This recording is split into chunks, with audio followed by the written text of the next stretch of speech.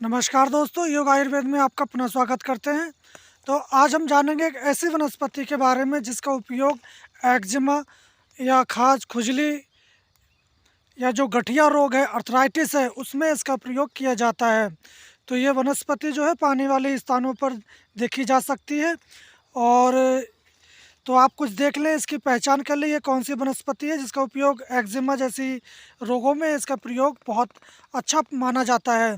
जहाँ तक कि जो सफ़ेद दाद होता है या लिकोड्रमा होता है, उसमें भी इस जो वनस्पति है इसका प्रयोग किया जाता है।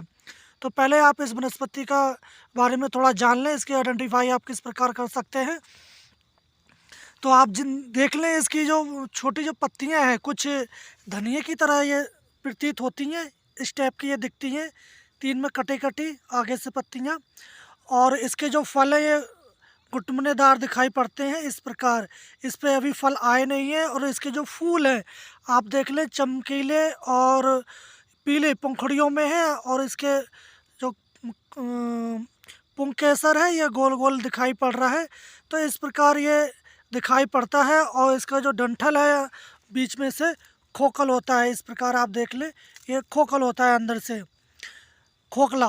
तो इस प्रकार इसको जलधनिया के नाम से जानते हैं। और ये 1 से 2 फीट तक की ऊंचाई तक का हो जाता है।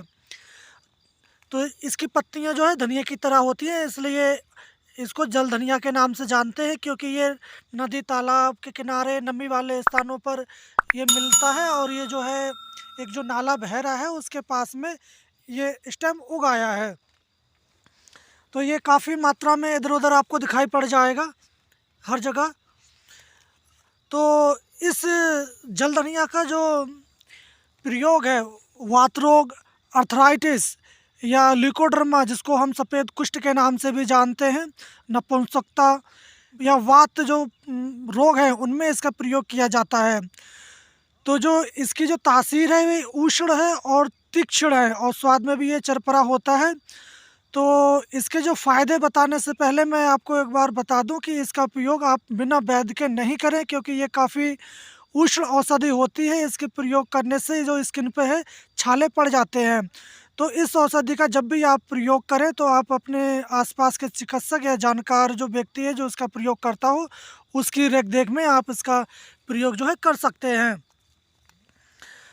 तो अगर आपके कहीं भी दाद है, रिंगवॉर्म है या खुजली है या चकत्ते पड़ गए हैं या सफ़ेद दाद है, तो आप इनकी पत्तियों को तोड़ लें। जो इसकी पत्तियां हैं कुछ इस प्रकार, आप इनकी पत्तियों को तोड़कर वहाँ पेस्ट बनाकर अगर दाद पर, छाजन पर बांध देते हैं तो वहाँ जो है छाला पड़ जाता है। और छाला पड़ जाने के बाद उसको आप फोड़ दें और ऊपर से उस पर नारियल का तेल या फिर आप चूना बांध देते हैं, तो उसकी जो जलन है वो शांत हो जाती है।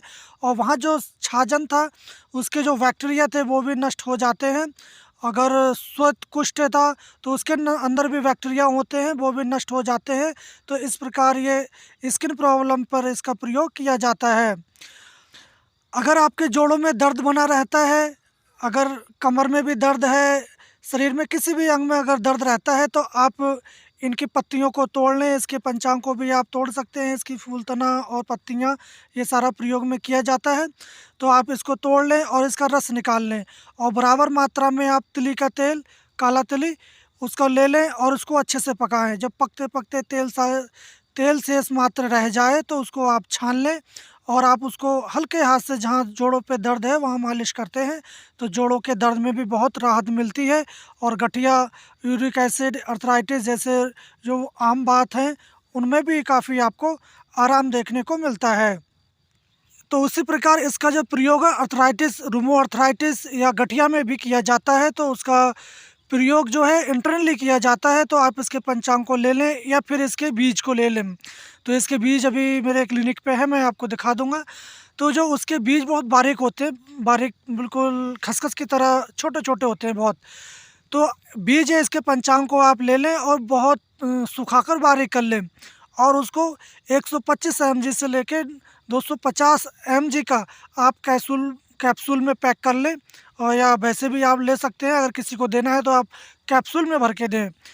100 25 mg से लेके 250 mg तक आप इसका यूज कर सकते हैं। खाना खाने के बाद हो सके तो इसका उपयोग आप जो सौंफ अर्क है उसके साथ करें तो काफ़ी फ़ायदा देखने को मिलता है। परंतु जिनकी पित्त प्रवृत्ति है या गर्म तासीर के हैं उन लोगों का इसका प्रयोग नहीं करना चाहिए। अगर वो लोग इसका ज़्यादा प्रयोग करते हैं तो भी उसको जलन हो सकती है या उल्टी या दस्त लग सकते हैं। इसी प्रकार जो नपुंसकता के लोग हैं जिनका ब्लड सर्कुलेशन कम रहता है उन लोगों को भी इसका प्रयोग किया जा सकता है, उसमें भी काफ़ी अच्छे रिजल्ट देखे जा सकते हैं। तो जलधनिया दिसंबर के लास्ट में ये उगता है और ये मार्च के बाद ये पक जाता है। उसके बाद ये सूखने लगता है और सूख के ये नष्ट हो जाता है, फिर ये नहीं मिलता है। तो समय रहते हुए आप इसको उखाड़ कर रख लें और छाया में सुखा लें इसका पाउडर बनाकर या इसके सीड्स, तो इसका प्रयोग किया जाता है। तो बहुत सारे लोगों का ये भी मानना है कि जल धनिया का उपयोग कीमिया थेरेपी में भी लोग करते हैं। जो इधर राजस्थान के साइड के लोग हैं उस साइड के लोगों को ये पौधा उधर नहीं मिलता है, तो हमने काफ़ी लोगों को यहाँ से भेजा है। तो आप इस प्रकार इस जल धनिया का प्रयोग कर सकते हैं। अगर इसके रिलेटिव आपको किसी भी प्रकार की इंक्वायरी हो तो आप हमें कमेंट बॉक्स में जाके लिख सकते हैं। और ऐसे ही वीडियो के लिए आप हमारे चैनल को सब्सक्राइब करें, साथ में बेल आइकन को ऑन करें। और हम कल फिर मिलेंगे एक नई बृहस्पति जानकारी के साथ। तब तक के लिए जय हिंद।